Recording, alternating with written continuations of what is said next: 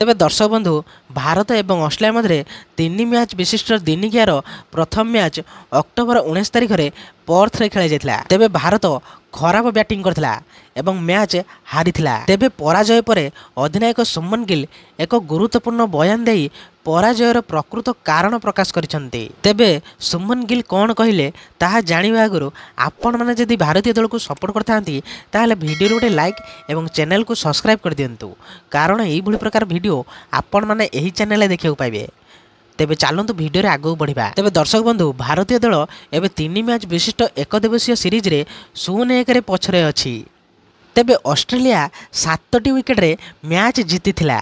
पराजय पर अधिनायक सुमन गिल एक गुरुत्वपूर्ण बयान देथिले। से कहिथिले यह केबे सहज नुहे जेतेबेले आपण पावर प्ले रे 3टी विकेट हराइबे, आपण सर्वदा फेरिया को चेष्टा करिवे। रास्तारे अनेक शिक्षा एवं सकारात्मक जिनिस थिला। 26 ओवर रे 130 रन रक्षा करी आमे खेल को गभीर भाव में नैथिलु, तेणु आमे संतुष्ट।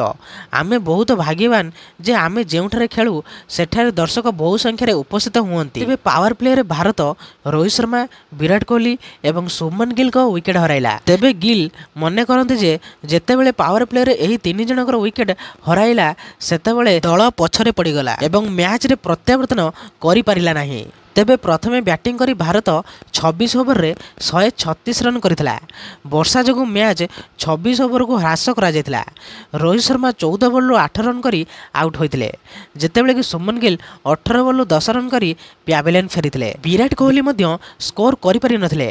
से मिचेल स्टार्क द्वारा 8 बॉल 0 रन करी आउट होइतिले। शेषरे केएल राहुल 31 बॉल 38 रन करिथिया बेले अक्षर पटेल 38 बॉल 31 रन करिथिले एवं एही स्कोर को ऑस्ट्रेलिया दल हासिल करी मैच जीति जाइछि। तेबे एही भली प्रकार वीडियो देखा पाई आपण माने एही चैनल को सब्सक्राइब कर दियंतु, कारण एही भली प्रकार वीडियो आपण माने एही चैनल देखियो पाइबे। तेबे रहिली जय श्री राम।